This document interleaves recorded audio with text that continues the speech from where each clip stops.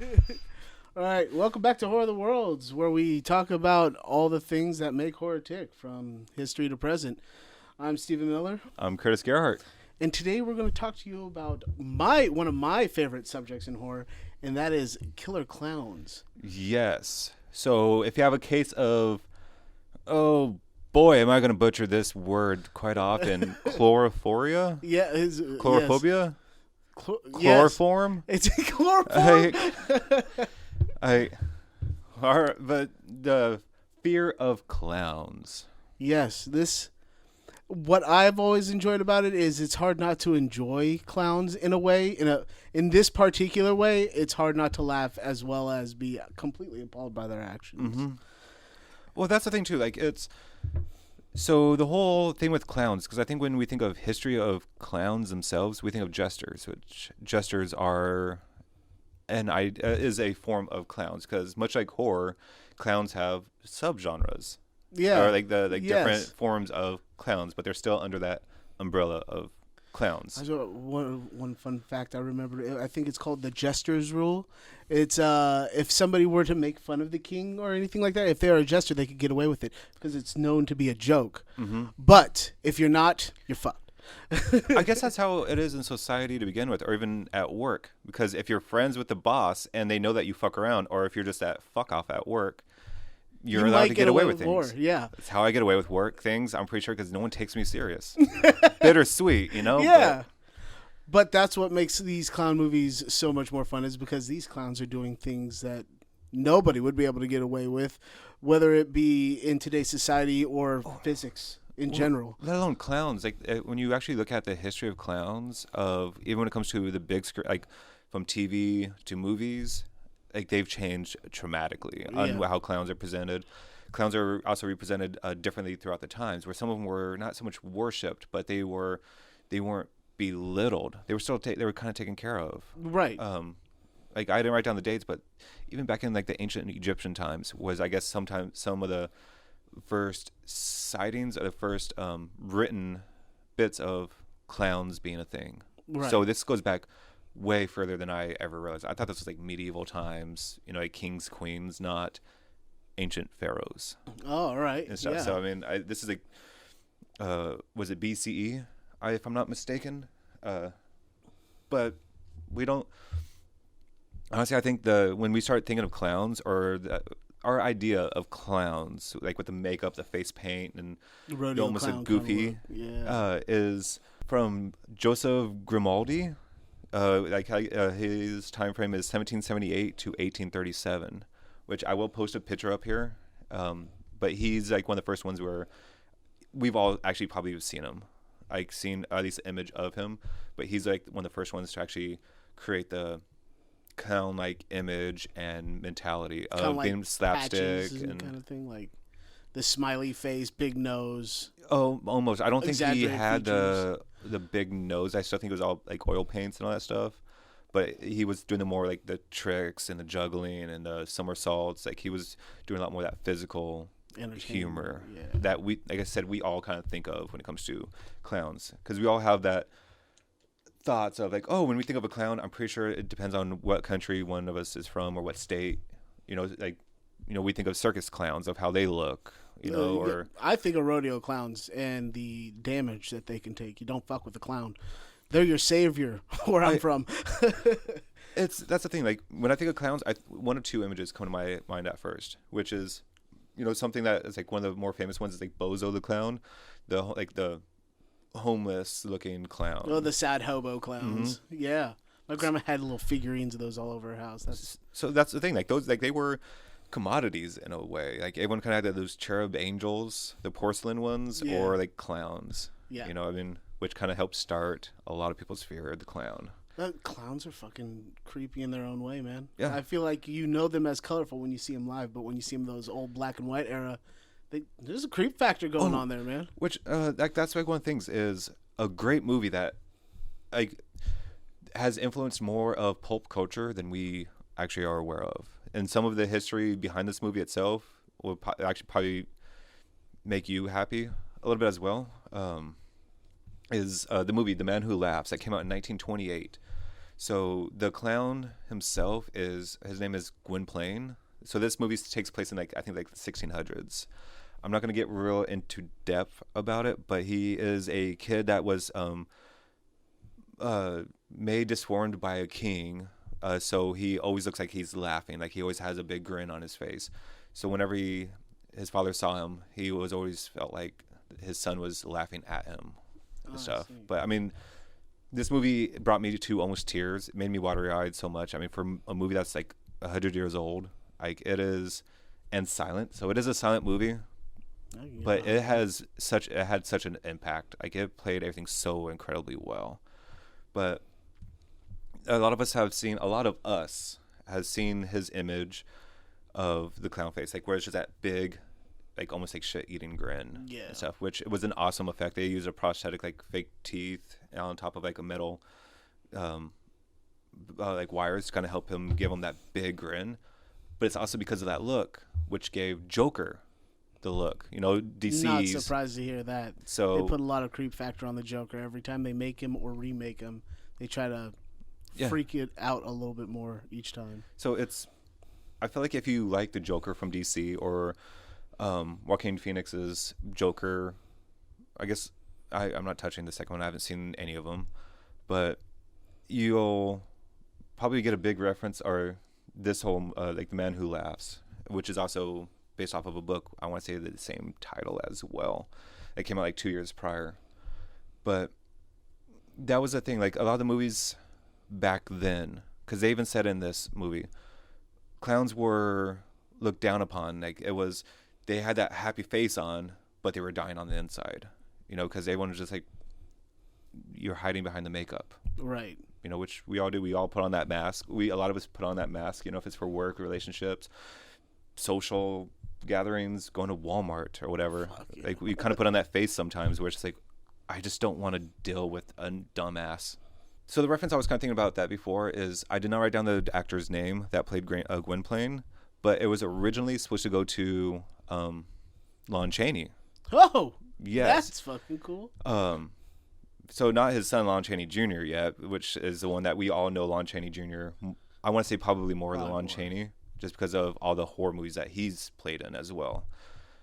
Lon Chaney did the same shit, but I guess there was some licensing issues and contracts and all this stuff, so that's why he didn't play that one. But he also played a movie that I have yet to watch, is He Who Gets Slapped, which is Lon Chaney starred in. Which, if you look into that movie also has a lot of iconic imagery that we've all probably seen as well, and sounds amazing.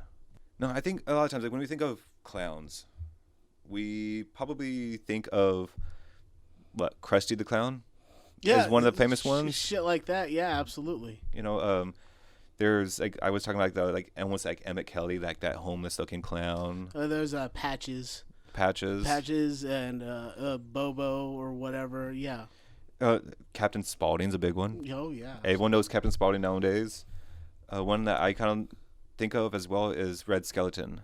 Oh, Red Skeleton's a great one. Which he wasn't so much always dressed up as a clown. He was a comedian that wanted to be seen as a clown. Right. But he was also a painter, or that painted a lot of clowns. In the same manner, you could think of people's actions, because when I think of clowns, it's hard not to think of people like the Marx Brothers or Charlie Chaplin, who put a lot of that physical comedy into play, not just because of the era of films being made, but, I mean, the Marx Brothers in particular had clown-like features with their hair and things like that. So yeah, clowns. They're everywhere. That's the thing. You go from the time frame where clowns were more laughed at, and you saw the horror behind them, and then I don't know. I kind of felt around the timeline of this man that he was only active for about 8 years. Killed, I think it was 33. Yeah, something like that. 33 people. But a pretty famous clown also went by, his name was Pogo the Clown, also known as the Duke John. Oh wait, wrong John Wayne. Wrong John Wayne. Wait. John Wayne Gacy.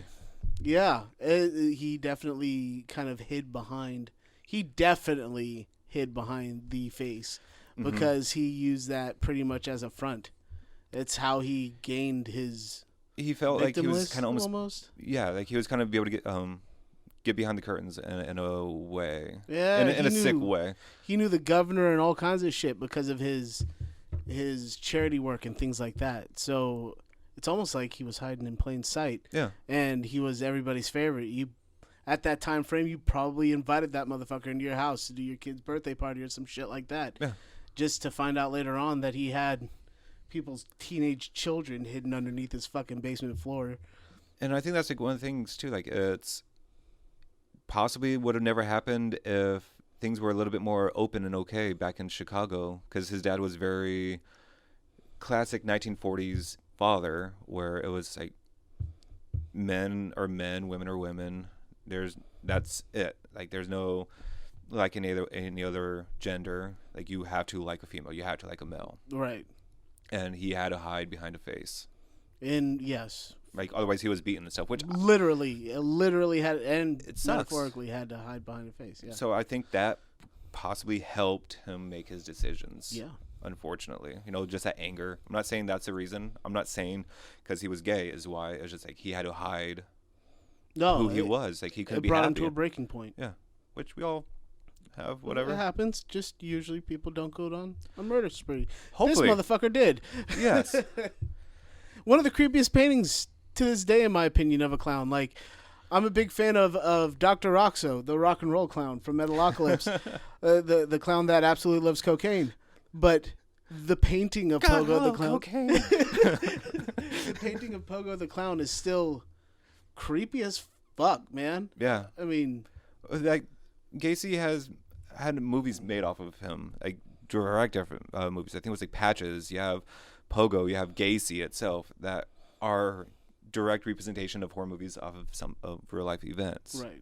I mean, he is very prolific in that sense. Like, thankfully, he was put down in '94, I think it was. Yeah. But I feel like he's probably one of the most famous clowns that happened in real life. In real life, yeah. Well, on a more nefarious note, anyway. I mean, you have plenty of others. I feel like Patches was a clown that was definitely well known, and Red Skeleton, like you said, mm-hmm.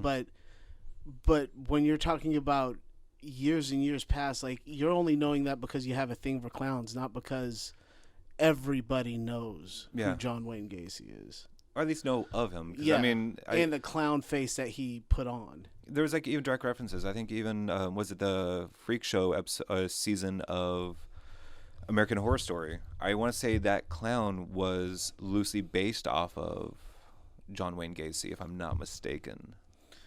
But that's the thing also. I want to say John Wayne Gacy kind of broke the rules of a clown, because I think a lot of clowns at the time had to have round features on the paint so they looked less scary compared to, like, I think a lot of his was more jagged, more points.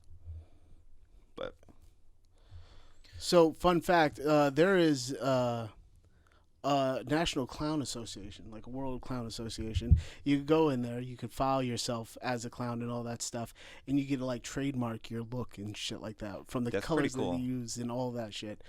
I just thought that was interesting, and I just had to wonder if John Wayne Gacy did that shit. And I've heard Clown Skull is incredibly hard to get into. It sounds weird that's a very hard thing to get into. Fuck you, Harvard Clown School. Have you tried that? Right. But at the same time, though, Steve-O could do it. Yeah, well, he was probably fucked up for all of it. Yeah. But I think when it comes to horror movies, at least like some of the bigger horror movies that come to mind when it comes to clowns has to be Killer Klowns. Killer Klowns from Outer Space was, I feel like, the first one that put out the two together and made it into a horror movie. I mean, sure, you had Gacy already after this point, because Killer Klowns from Outer Space, directed by the Chiodo brothers, or at least by Steven, and I want to say produced by the brothers. Predominantly one of the brothers, where each one kind of took like A camera, B camera, or like different scenes, but it was a brothers movie. Yeah. This also came out in 1988. Yeah, with it coming out in 88, it was the first one to make it big on a screen almost, because, oh, man, I feel like what they did with this one that made it stand out so much was not just the sinister look that they gave these clowns, because they have this weird slug look with all these crazy facial features and stuff like that, but the animatronics behind it made them look creepy, like you did with the dark fantasy movies by Jim Henson and all that stuff. They definitely did a very good job with making these look creepy, and they added a Warner Brothers like weird cartoony thing to it, so their kills were very outlandish. Outlandish for sure. Very clown-like, because these made clowns scary. I mean, the game just there's a game that just recently came out and stuff. It's just love that game. There is the guy that the clown knocks the guy's block off, knocks the head off. There's a freaking T-Rex, like the shadow puppets come to life. The fact that they hunt down humans with inflatable dogs, they do a dog balloon and then put it on a leash and chase you down with it. All of that was like Bugs Bunny as a clown murdering people. Yeah. It was probably my favorite thing because I discovered it late in life. My wife showed it to me. She's like, well, I know you've heard of this, but have you seen it? And I watched it. I was like, why didn't I watch this earlier? There's so much to love about it. This is one of those movies where I felt like if you like horror movies, even if you have a fear of clowns, this is a must see. Yes. So let's get the storyline here, the synopsis. It goes like this. When teenagers Mike and Debbie see a comet crash outside their sleepy small town, they investigate and discover a pack of murderous aliens who look very much like circus clowns. They try to warn the local authorities, but everyone assumes their story is a prank. Meanwhile, the clowns set out about harvesting and eating as many people as they can. It's not until they kidnap Debbie that Mike decides it's up to him to stop the clowns' bloody rampage. And how they eat the people that they catch. that was fun. So it felt like they didn't skip a step. The first fucking victim was this old man on his farm, and he goes out there with his dog to investigate, and he loves circuses, so he finds the tent, and he's like, let's just try to find the entrance. And then his dog gets kidnapped by the clowns, and then he ends up becoming a victim. And the first cotton candy cocoon that Debbie and Mike open up just so happens to be the old man, and if you look in the background you see a smaller one, and that's supposed to be his fucking dog. They made sure everybody was accounted for in the film. I felt like they had a lot of fun with it, even when it came down to thinking about how the cocoons would act by eating away at the flesh and ultimately just dissolving the humans like that's the thing, like spider sack. It ate away at the people too. Like it was an acid cotton candy. Like, this movie cannot be done nowadays. No, in this way. I felt like because it would go either too dark and too brutal, or just too outlandish and cartoony. This movie was a perfect mix of a weird Pee Wee Herman fever dream. Yeah. Oh, you know? Yeah. Whenever I watch it, I can't help but think of The Mask, because Jim Carrey did a great job at bringing cartoon to life. And with him being a natural, physically animated character in real life, it was easier for him to do this on screen. And these guys nailed it with this. The cotton candy gun, the popcorn having its whole fucking mysterious, diabolical scheme from the get-go. Like, they made you want to think about what the fuck is it the popcorn does. Honestly, one thing I'm really kind of curious about this movie I'm kind of like, why is this all of a sudden becoming so marketable? I don't know either. And why did it take so long? I have the same question. I feel like I want to blame the Joker for a lot of it, because I feel like ever since, like when I was a kid, my favorite one was the Jack Nicholson Joker, because that was the first one. That was my Joker. Like we were talking in a previous episode, how everybody has their version of things. Jack Nicholson's Joker stood out to me. So when I saw Heath Ledger redo it, it made you look forward. Every time the Joker came out, you're like, they can't fuck this up. Yeah. The Joker has to be more diabolical than before and more creepy. And I think it was like, it went from Jack Nicholson to Heath Ledger. Everyone else was, almost no one has done it forgettable. Quite right. Right. They tried to, with each one, they tried to rekindle what the last one had done. Mm-hmm. And they did a really good job with that, to a point where you see it in rap videos. Artists are mimicking these people, from the storylines that they put in their songs to the way that they dress on stage, certain music videos, things like that. And then there was the whole thing in, I want to say it was the 2010s area, where you had people dressing up as clowns and actually killing people or freaking people out. I mean, I don't think there was that many people, or it was probably like people one getting instance. murdered, but It was more like there was just this. The insane clown posse started coming out of the woodwork. You know what I mean? And there was a diabolical look going about it. And I feel like that's why it recently rekindled all of it. And the furthest back people can think about horror movies and clowns is without a doubt Killer Clowns from Outer Space.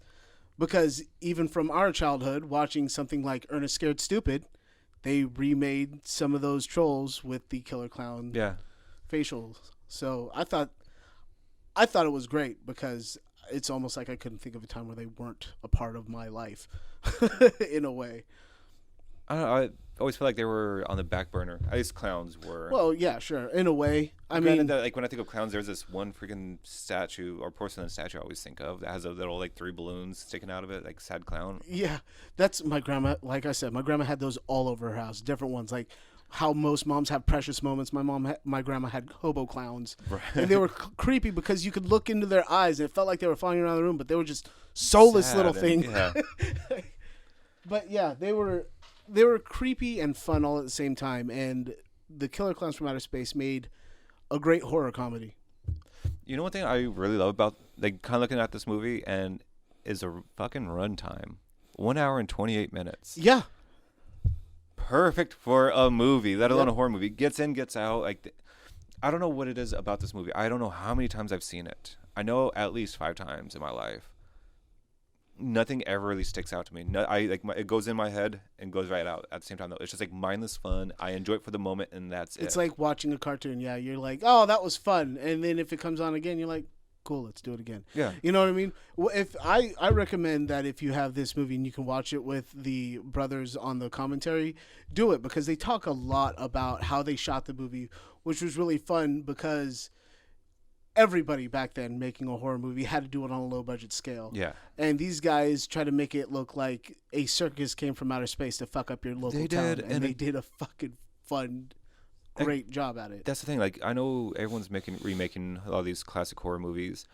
Video games, I think, is the best representation of a remake for this movie. Yeah. Because that's the only way they could actually do something more in this universe. You know, because otherwise, this needs to be a practical movie. This cannot be a CG movie. At least, like, when they shoot things CG, yeah, whatever, popcorn flying. Yeah, the little lasers coming out of the gun to make the cotton candy cocoon or whatever, sure. But they need to practical be effects. real. They need to be the same. yes, I can't stress it enough that if it ever does get remade, that it has to have the animatronic face because just like claymation has a certain amount of creep factor to it, there is a creep factor with the animatronic helmets. It's why I loved the Teenage Mutant Ninja Turtles. The Jim Henson's Muppet Puppet Factory had everything to do with the way that movie got shot and made because they made the animatronic heads and stuff like that for the Turtles. Honestly, that's probably why 80s was such a huge time frame when it comes to like horror movies or movies in general, because a lot of the action movies was getting their effects and a lot of their ability to do things from, or a lot of drama movies as well, from horror movies, because they figured out how to do it on the cheap and make things work and look good, and then they took it and Perfected over time. compared, like, I feel like that's probably what it is because that was the basis of everything, like we talked about before when it comes to Halloween, that being the basis of a certain genre of all things. I feel like 80s like horror movies were the base of why they were so fun. It's just because they were real. They hit different for sure. That is what made it everything in your childhood, your life. That's why you watch it as an adult going, yeah, this is great. Especially Killer Clowns. Like, they are so incredibly cartoonish. And you don't really think that they look evil. They look scary. But at the same time, though, like, you're not really scared of watching. I don't have the fear of clowns. I don't harvest any bit of that in me. No. Like, people are scared of what they're scared of. Whatever. I'm not judging that. Like, you can't choose what to be scared of. And I wish I was scared of more things. You know how enjoyable horror movies would be? Yeah, if or you how much more? actually got some more jumps out of the fucking scare going on. Yeah, like you actually covered your eyes. I don't get whatever. I like it when you take something innocent and make it sinister. Like, oh yeah, like there's something sadistically enjoyable about the Happy Tree Friends. Something so cute, getting oh my absolutely god, thank destroyed. you for bringing that up. But when you're looking at things like Clowns, I feel like it's a bit easier to make them super creepy in movies like 31 and stuff like that. But when you bring a cartoon-like aspect like they did here, it brings a violent fun. Like the next time you watch this and then go directly after and watch a Bugs Bunny cartoon, he uses that extendable fist to uppercut him, and you can't help but think about that one scene in Killer Clowns where the guy's head landed in a basket. A Looney Tune movie. Yeah. And I don't know that many clown movies that are clown-like like this. No. Like this is on a completely different level where you don't really get... I honestly can't think of another one. There's one clown that comes close, and it's because of dialogue. And in my opinion, it was done right mostly because of the most recent remake of it, and that's Twisted Metal. The Twisted Metal TV show, Sweet Tooth wants to be an entertainer and wants to be the center of attention and stuff like that, so he does these antics and stuff like that, but on a murderous scale. But he's also human. But he's also still just human. I mean, he's supposed to be cursed. That's why his head's on fire and he's not fucking dying. But he's supposed... It's a fun aspect with the killing. There are other clowns that do it, but definitely not on this level of physical animation and comedy. I gotta say thank you, and I'm pausing it for this moment for bringing up Happy Tree Friend. That is such a forgotten little 2-3 minute episode, like little show of just like the most internet brutal episodes. Oh my gosh. Yeah, look those up. Yeah. I could see people accidentally showing it to their kids thinking it's going to be innocent. You'd be fucked up. You just tainted your child forever, dude. Like, that's something you literally just hit play and hand it over, because you give it 10 seconds, it's like, wait, that lollipop's not a lollipop, it's an eyeball. Oh my god, they're choking on it. Oh my god, that rib cage is out. Like, it's just like, why does the moose always get the shittiest outcome of every one of them? It's just... But I feel like Killer Clowns set up something like Happy Tree Friends because, you watch it and there's definitely fun antics, and they even refer to them as bits. And it's upsetting that they didn't have the funding if they had the funding, their comedic bits would have gone so much further. I'm sure of it. I almost kind of felt like it's one of those things, because it's like the woulda, coulda, shoulda. Like, if they had more money, would this movie been better or worse? Because they might have put more effort into it, but sometimes these movies are so perfect for how gritty and how like bad they are in certain senses. Not bad as in bad, but this one in particular, I felt like nailed it on every level, because it's got a nostalgia that even your parents can resonate with because of the cartoon antics. Mm-hmm. So when you watch it, you're reminded of a lot of cartoons. You're reminded of a lot of puppet shows and things like that, and at the same time still giving something new and fresh. This is a great movie of showing that this movie would not have existed if it wasn't for what was going on in horror genre in the 80s. Oh yeah. Like thankfully for the 80s horror, it helped give birth to this movie. Yeah, they could be as fucking crazy as they wanted to. Mm-hmm. And they went as far as they possibly could. They actually made them scary. It was a scary movie. Oh yeah. Like, it wasn't a playful, funny movie. Like, it was a genuinely scary. They did their damnedest to paint it in a very serious tone. I mean, compared to like another movie called It, that came out in 1990, which they, at least with Pennywise in this movie, they made him creepy. Tim Curry, like, for me, Tim Curry is always Pennywise, or Pennywise is always Tim Curry, I should say, in my head. But with just this movie coming out like 2 years after, you went from these scary looking clowns that are always this playful to a more generic looking clown that is sinister under the paint. I felt like they did a really good job with that, because it was supposed to be any clown that you'd find at any kind of party. I remember watching this old Disney show it was a movie called Air Bud, and the evil villain in that was the clown that played at the kids' party and kidnapped the beloved the basketball shooting dog, right?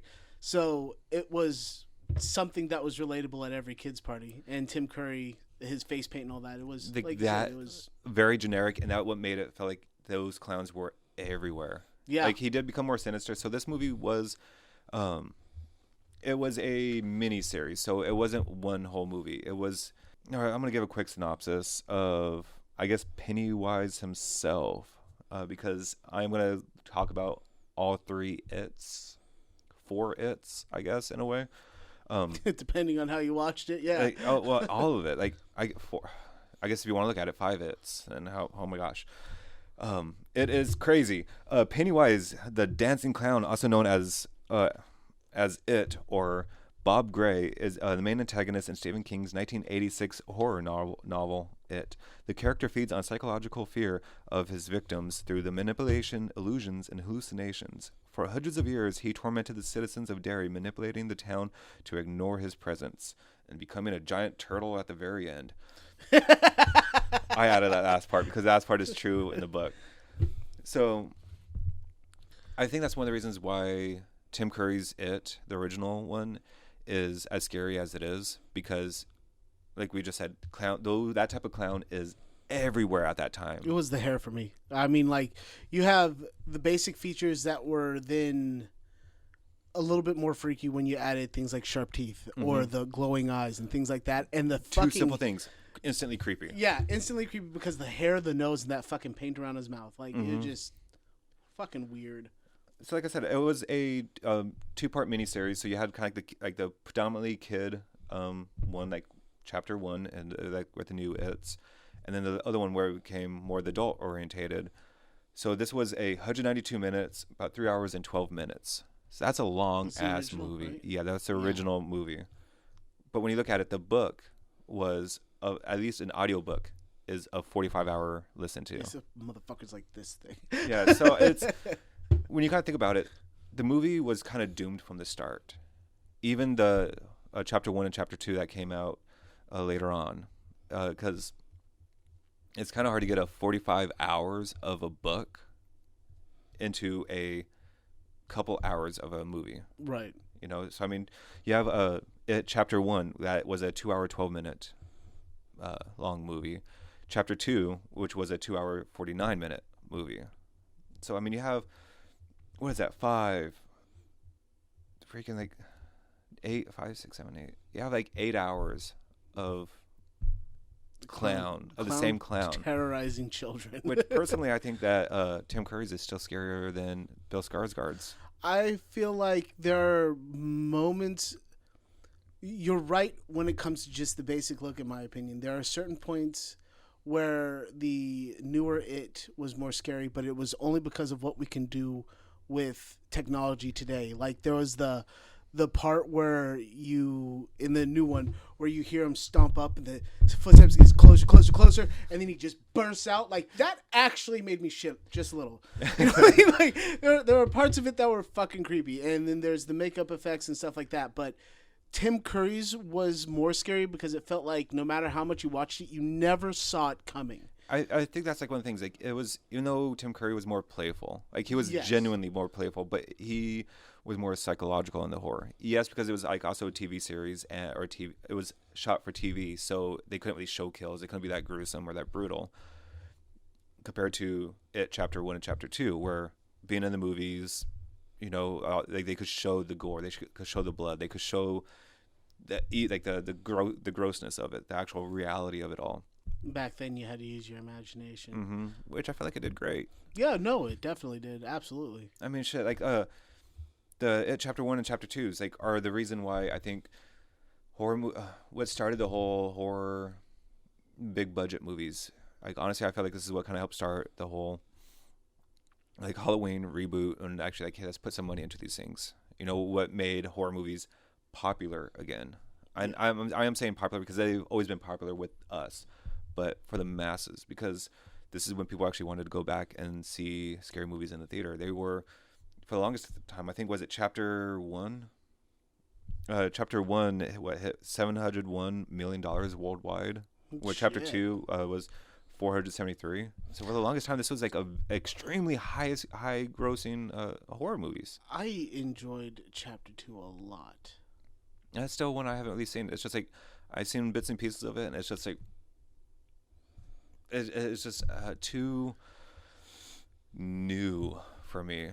And I'm just saying new as in like what's going on with everything nowadays, how everything has to be bigger and just a more extravagant way. I like my shit gritty. Well, with this one, with this one, the way, if you watch the first one, I like how they chose I want to know how they did the casting, because it felt like they chose perfectly each person to play the adult version of the child. They chose that person flawlessly. And of course, with the acting abilities of the people they chose, they nailed the personalities down to the T. And it was like almost as if, how would these people evolve? I want to say that I can't remember all of them. My favorite character is can't remember his name, but in the newer one, he ends up becoming a comedian, and that's played by Bill Hader, and he is fucking hilarious. I love him in general. And so the fact that they made his shit talking younger self into a comedian was hilarious, but it was almost like it was a tip of the hat to the original, because I feel like in the first one, that character wasn't necessarily a shit talker but brave, and then when he got older, I want to say he owned a company of some sort, and that company was owned by John Ritter. John Ritter was the guy of that. So it was almost like they were like, this guy became a comedian, but the guy that played the original character in the first version of it with Tim Curry was actually a big time comedian. And he was okay. I see what you're getting at now. Yeah, right. And I can't remember who all was in the first one, because it was the kids in the first one were all stars that we know today. I want to say Seth Green was one of them. That's the thing. Like, I almost kind of feel like each movie, like Tim Curry's and Bill Skarsgård's, they each have at least one kid and one adult that was huge. You got Seth Green as a kid and Tim Curry's, and you have John Ritter. Both huge people. I freaking love both of them. And this Bill Skarsgård's, the only ones I remember is, I don't even know the kid's name, unfortunately. Finn Wolfhard. Yes, the Stranger kid. Yeah, the Stranger Things kid. And Bill Hader. I know there are other famous people in there, but I felt like each one kind of has at least that one that kind of different echelon of like popularity. There was a pretty solid lineup with both of them. It's just when you're watching it, you don't give a fuck about the actors, in my opinion, as much as you want to see the proper representation of the clown, because like you said, there's a natural clown-like aspect to the way Tim Curry does, and if you haven't seen Clue, that would be your hint at how good of a clown this motherfucker could be. Right? Like, he was in our childhood, whether you were watching horror movies, cartoons, or comedies.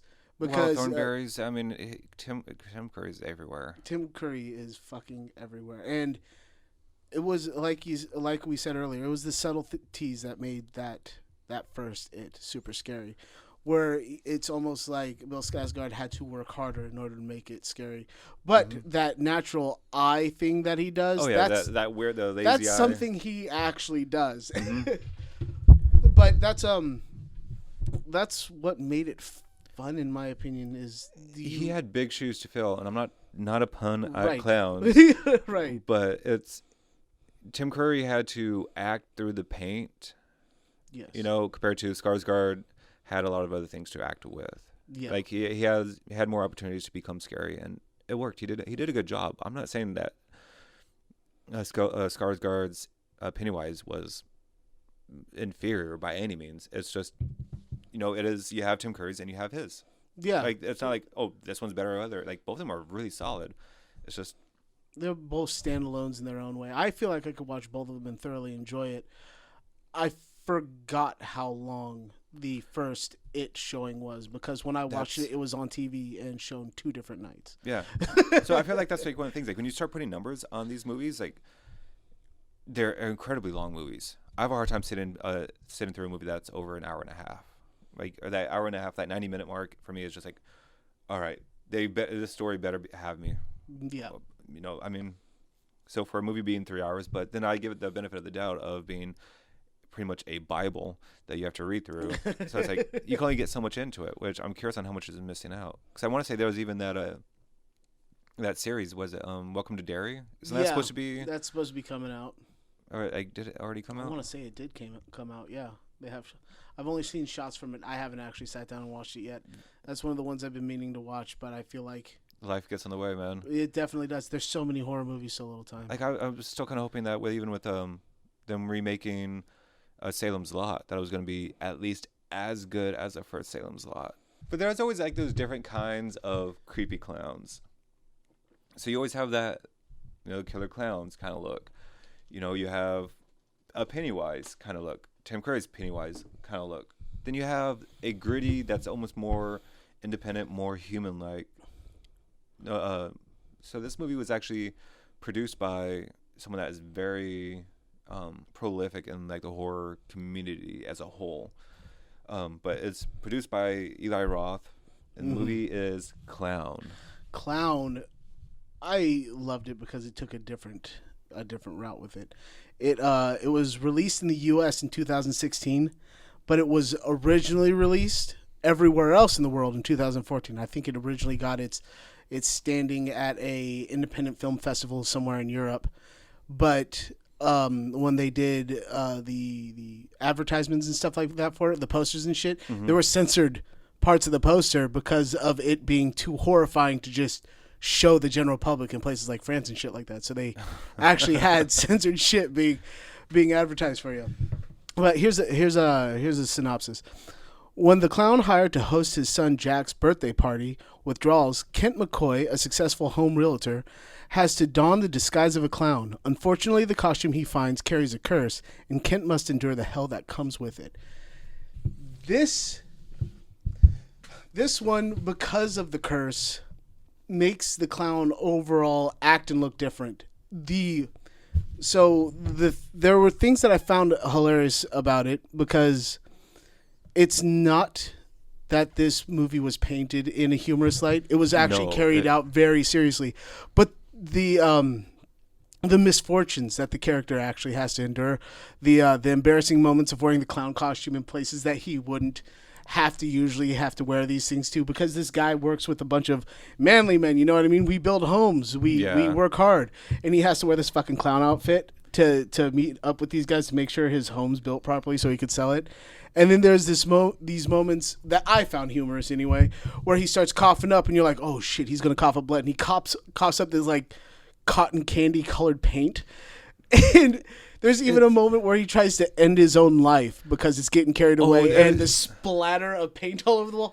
I laughed. You shouldn't laugh at suicide, but that shit was kind of fucking funny. That's the thing that was so great about this movie, is it, as dark and gritty as it was still funny. Yeah, it was. They try to follow through with the ominous tones and shit like that after the humorous. You know, like what would you do if you're stuck as a clown? Because I mean, that's the whole thing. Like, it took me way too long to watch this movie. If you have not seen Clown, go watch this movie. It's streaming almost everywhere. It is directed by John Watts, produced by Eli Roth.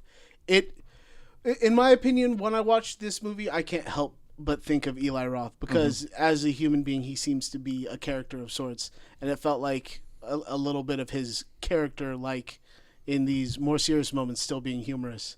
It's definitely his style, in my opinion. No, I could definitely see that. Like, honestly, one of the things I kind of got, because I love this actor, because he's almost everywhere that you watch a movie, I feel like he's there.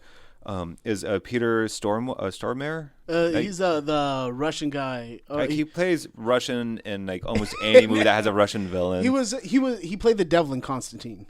Devil in Constantine. He was the best devil ever portrayed, in my opinion. I think he played Thor in American Gods, the TV series. Like, he's everywhere. Like, if you watch any of Till Lindeman's music videos, or like the Lindemann, like, he's usually has a part in it as well. Like, he's the crazy Russian astronaut in Armageddon. He's always insane to a point, and in this one, like, wasn't he like the cousin of like the guy that John Wick killed in the first movie or something like that? Yeah. Like, he's even in John Wick. Like, he is everywhere. This guy's everywhere. I was actually surprised to see him in this film. I feel like he's probably the most popular face that's in this film. I think that the husband and wife later on were in Law and Order. They were in episodes of Law and Order.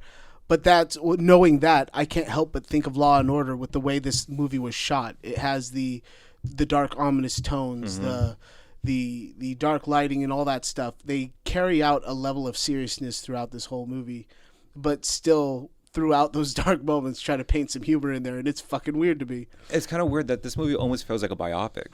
Yeah. You know, like, because you are following this guy's torment of just being stuck as a clown. Not being able to kill himself, not being able to take the clown suit off.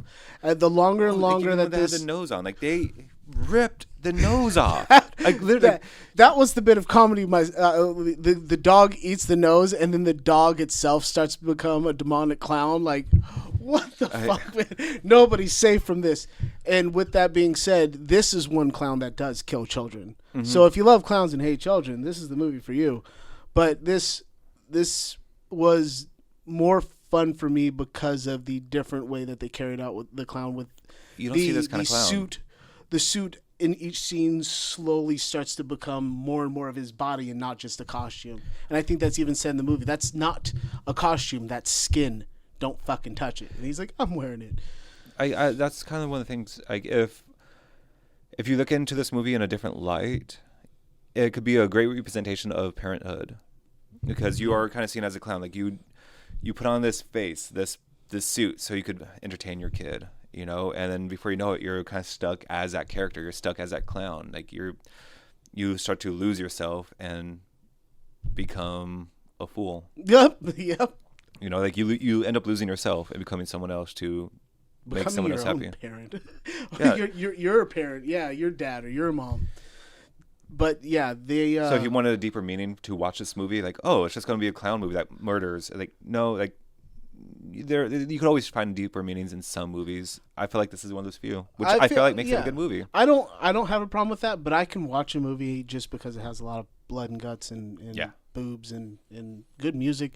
This one doesn't have good music per se, but it's definitely a more it's not as campy as I thought it would be. How about that? Honestly, yeah. Yeah, it had a lot more production value in it. It was a surprise that this movie was slept on for as long as it was. Like, I feel like not many people know about Clown. If I brought this movie up, they'd be like, "Oh, you mean Stitches?" Or, you know, something else. They would have seen this thumbnail, either the title of the screen or something like that, because that's what I've known this movie. I've seen this movie on Netflix. I've seen it every streaming service I've had. Like, oh, I need to watch this movie. I put it in my queue. I never watched that movie. Browse past it, yeah. Yeah, but it's like we've all seen that icon, that trailer, the thumbnail. Yeah. Which is great, because it is a very simple, just a image of a clown, which you don't really realize it's a clown per se. It's a demon. Yeah. It's a demon clown. That's what made it more. And the demon looks fucking badass too. Demon looks badass. I know we kind of ruined the movie. I mean, that's kind of almost what we do here. We ruin the movies. But that's fine. Yeah, I feel like I don't think we do a good enough job at ruining the movies. Go out there, watch it, ruin it for yourself. It's well, that's one thing. I kind of hope that we entice you to watch a movie, or not enough, or maybe like, oh, that's movie, like whatever, you know, or like, wow, those guys are horrible at describing the movie, or at least the guy on the right is horrible at describing the movie. Like, he doesn't do it justice. But you know what? I made you watch that movie because of how bad I said it, and you got to prove me wrong. Prove me more wrong.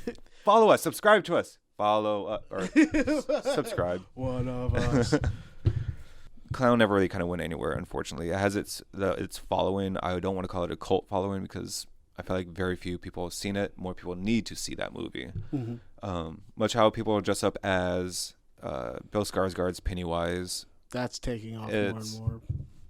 Usually, I feel like the only 2, maybe 3 clowns that people dress up as is like Captain Spaulding, Pennywise. In the horror community, yeah. Like, I mean, would you go to any of the cons? Not to say ICP doesn't have their own horror community, because I feel like they definitely watch horror movies. They definitely put that in there, but I feel like, yeah, they're definitely not the ones that are as worshipped, I guess, in the clown community. Not nowadays. Yeah. I know there was a period of time.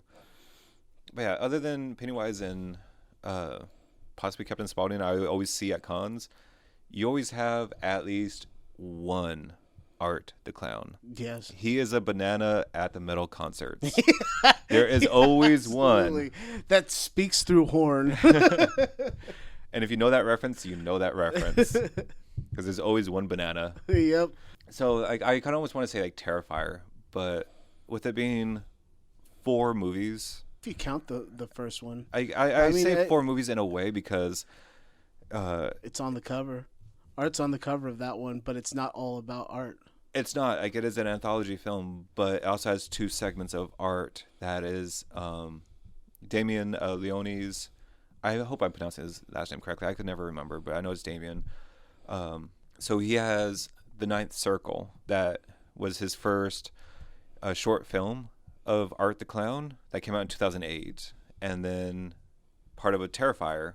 So he put both those movies in All Hallows Eve, if I remember correctly. So All Hallows Eve is kind of like Terrifier 1, like or Terrifier 0 or yeah, -1, whatever, prequel. -1. You could look at it as, like I said, All Hallows Eve being the first Terrifier, the first Art the Clown. Came out in 2013. I still don't think that many people knew who Art the Clown was. Definitely not. Like, even, it doesn't matter how ensconced you never really saw him in that. Terrifier, the very first Terrifier, came out in 2016. That was a sleeper, I feel like, and didn't become big until possibly 2018, until it exploded. When it was all over streaming services and shit like that, because I know that I was late to the game on that one, and I'm a clown fan as far as these things go, but I guess there wasn't proper advertising for it. I feel like they're killing it now. There was no advertisement. With the way that they're making it seem now, like they're making me want to go watch it for sure, because they're like, here's your fucking movie labeled barf bag because you're going to need it. Yeah. And I'm like, challenge accepted. You know what I mean? And if you've watched the first Terrifier, you have a good introduction on what you're getting into with the following movies. Yeah, it's honestly still probably the first Terrifier is one of my favorite ones, just because I love how gritty it is. Yeah. I love how dirty it feels. Like, you feel like you're walked through that blood. You feel like you walked on those streets. Like, you're you watching feel a fucking gross. snuff film almost, man. Like, which, I mean, like the whole great thing of Art shitting on the walls, or like, you know, like it's like they make fun of it like in the other Terrifiers, but I mean, he was a clown in these movies, and yes, I say clown not just because it's Art the Clown. So he's not a mime. He isn't. So he's not a mime because Damien and David Howard Thornton said he's not a mime. There is a French clown. I'm probably going to butcher this name. I want to say it's pronounced Perrault. I'm going to put it up here on the screen.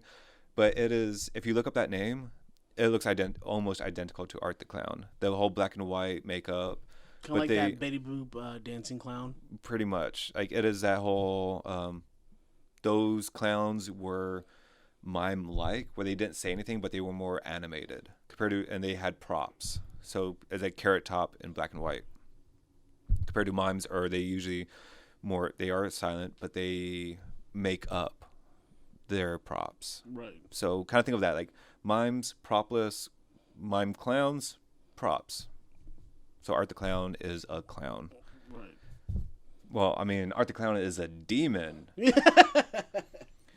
So I can't really talk about Terrifier 3 because someone here at the table hasn't watched it, and I can't spoil it. So as much as I don't mind spoiling things for you, I don't want to spoil things for you. Because I respect him. No, all right. So that's one of the things. I think Art the Clown, David Howard Thornton's portrayal of him is what made this clown so famous, so scary. Like, he is not, just looking at him, he does look playful. At least the first Terrifier movie in All Hallows Eve, he looks playful. He looks like, all right, he might be someone that would make fun at a party or whatever, you know, be good. But then he becomes more demonic in Terrifier 2. He is more evil. He is more sinister. Like, he's actually literally, like, fucking insane. Becomes unhinged. Yes. Like, that's the thing. Like, in these movies, I feel like, I know there's references to other movies, but I feel like he has to kill so many people in order to become another entity or another being or something like that. Clown like Highlander. There can be only one. Yeah. Chucky season 3. Have you watched it yet? Yeah. All right. So you know how he always kind of had to like up his kills to make him more gruesome and more brutal, and like in the whole White House. See, spoilers. I don't give a fuck about you guys. So you had that.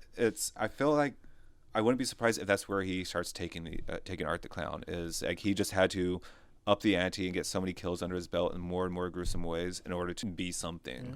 You think? And I'm not spoiling. I'm not spoiling. That's not like a spoil towards like Terrifier 3. Like I'm kind of curious if Terrifier 4 is just like.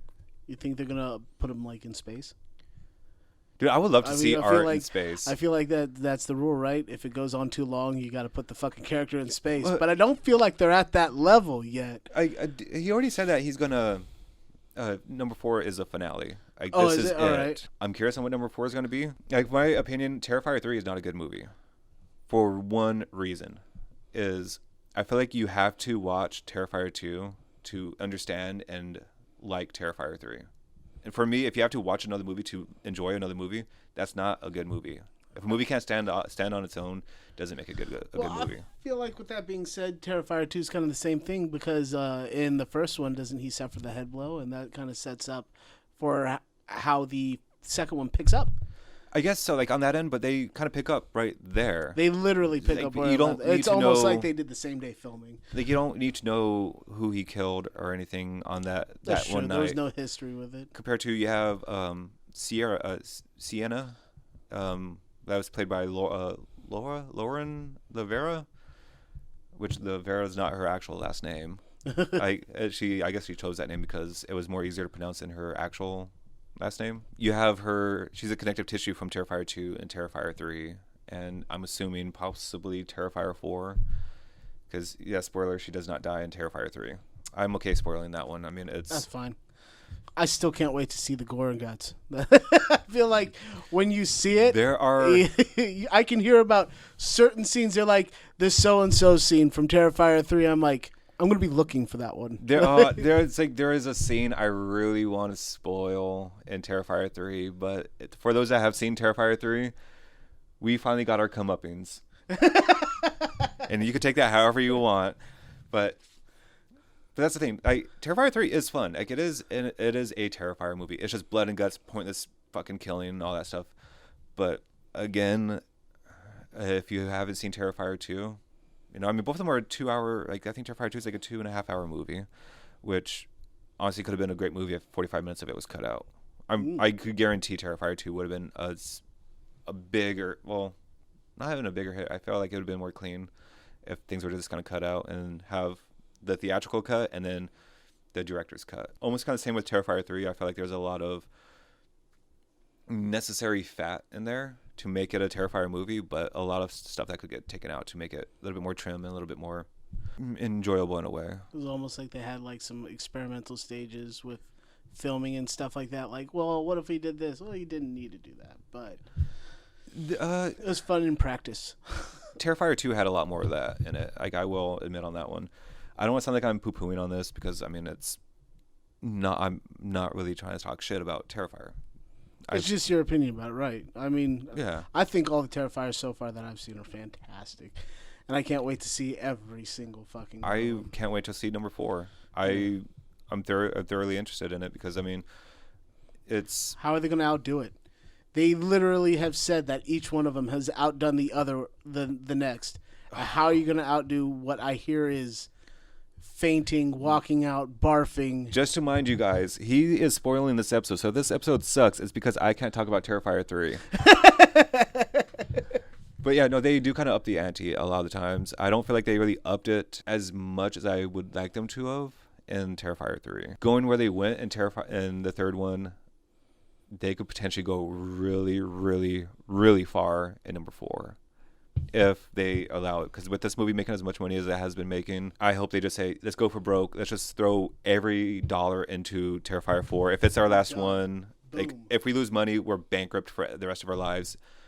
I hope, like, it'd be awesome if they did that because Damien Looney's power and his knowledge and his love for all this, I could see him making such a killer movie. It's just things cost money. That's kind of like the evolution of Clowns, I feel like. It went from like that sad, pathetic... I mean, Art the Clown was kind of sad and pathetic in a way until someone made fun of him, and then he just like, fuck you for making fun. Yeah. Yeah, no, I can agree with that. I've always liked clowns because they're just fucking weird.